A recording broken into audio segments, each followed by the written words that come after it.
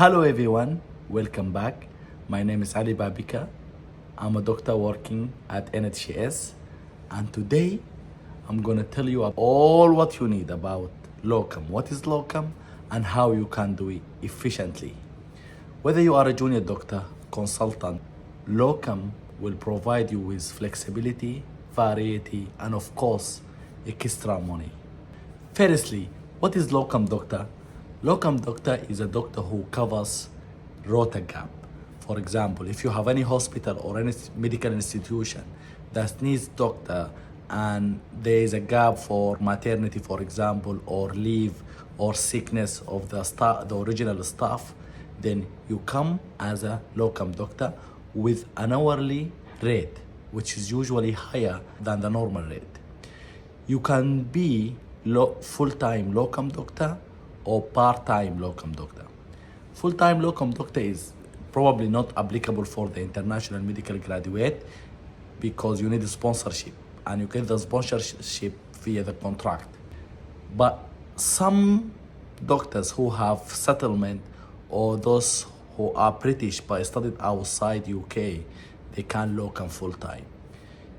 By locuming full-time, you locum full-time and you don't have a full-time job contract with any trust. Part-time locum, the second type, is when you are in a full contract, 40 hours, 50 hours a week or whatever, but you also do extra locum shifts on the side, on your spare time, weekends or evening. How much will you get paid? Firstly, you need to understand the factors that determine the pay. First one is your level. Are you FY1, FY2, SHO, registrar or consultant? The higher you go, the more you get, of course. Is it an urgent shift or an elective shift? So was it arranged or they just called you like 2 hours before the shifts? The more urgent the shift, the higher you earn, of course. Is it weekdays or weekends? Weekends are higher than the weekdays. Is it night shift or day shift? Night shifts are higher.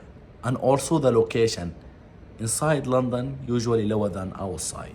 As a general rule, you earn between 35 till 70 as a junior doctor, including the SHO. As a consultant or a reg, you earn between 80 till 100, and sometimes it could reach 200 pounds an hour. Regardless, it's way higher than the normal rate, than the contract rate. I'm gonna leave a picture here. You can see the rates and you can Google that your trust rates or you can Google your city rates. And as I said, it's widely differ, but the general rule is higher than your normal one and you expect between 35 till 70. Pros and cons of locum. Locum gives you more flexibility. You can work whenever you like. You can choose the days. You can negotiate your rate. That's the first pros of locuming. It's also higher pay.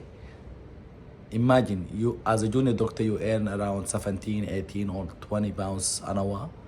But when you locum, you could potentially reach 70, 80 pounds an hour, which is crazy. Also, when you locum, you increase your experience in different specialty. Locuming also gives you an opportunity to experience different specialties and creating a networks. And lastly, it gives you the opportunity to travel. Cons of locum. Firstly, lacking of stability. Your shift could be cancelled at any time. You are not in a permanent contract. Your shift could be cancelled any moment. So there's no stability. And winter, for example, in UK, probably you're gonna have a lot of shifts. But in summer, the shifts reduces in a way. So there's no stability of the shifts. You can overcome this by planning with the rota coordinator earlier. With locum also, you lack a couple of benefits. For example, you don't have any annual leave, no sick leave, and no study leave. And one of the biggest cons of locum, lack of career development. When you locum, let's say you locum 3 or 4 years in pediatric specialty, that's not a formal training. You're not gonna be consultant by locuming in pediatric. So you will be stagnant from a career point of view. Also with locum, there is a lack of continuity of care. You may just do one shift in one ward and the next shift gonna be in a different specialty. You do psychiatry today, tomorrow you're gonna do respiratory, and the next day you're gonna do acute medicine. There's no continuous contact with your patient. And the last kind of locum, there's no support. So you are not a trainee, your seniors are not focused to train you because your job is not permanent. You are just covering for a service job. And now I'm gonna show you how to locum, or at least how I did locum the right way. Firstly, I didn't locum without NHS experience. I know there's some doctors who are locuming without NHS experience. I didn't feel safe doing that, so I started my locum after I got my contracted job. I don't advise anyone to locum without NHS experience. At least you need to know the culture, you need to know the system and how the system works before you start locuming. Putting in mind, some are able to locum without NHS experience. So it's possible, but not recommended.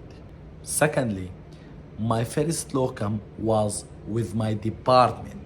So I didn't locum outside not even my trust. I just locumed, I started locuming with my department. So it was a vascular department. And why is that? For a couple of reasons. I know the team, I know the patients, I know the protocols. So it was much easier for me to test the water of locuming with my trust and within my specialty. Third, I also picked my shifts carefully. How is that? I used to book day shifts, not night shifts, because the support on day shifts is way higher than the night shift. So that's what I did. I booked day shift instead of night shifts. And also I don't like night shifts because they are against your normal physiology.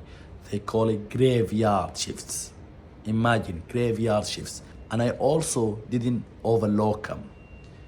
When you see the money that you can get with locuming, you may get deceived.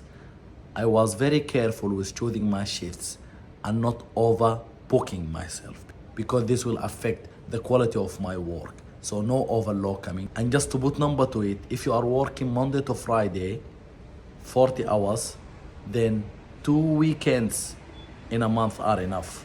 And if you are fully locuming, then you can leave 2 days to rest in a week. I'm gonna finish this video with 2 practical advices. Immediately after I joined my trust, I had a chat with the rota coordinator. My name is Ali Babika. I work Monday to Friday, 40 hours a week. I would like to have extra shifts on the weekends. Can you please add me to the bank list on the emails and to the WhatsApp group? This was the most efficient and practical point I benefited from, and I advise you to do that. Contacting your rota coordinator will have the highest ROI, return on investment. And secondly, I also signed myself to a couple of agencies, not just one. I'm gonna drop a picture here for most of the important agencies in UK. You can Google each one of them. The process is very long. There's so many paperwork, references, and it's gonna be like for months. So try to do that early. That will increase your service area to locum shifts, and you will make sure that you always secure shifts as you need them. That's all for today. I hope you enjoyed it. If you have any question, please don't hesitate for a second to drop it. And if you found this video valuable, please like and subscribe and send it to someone who may benefit from. See you next time.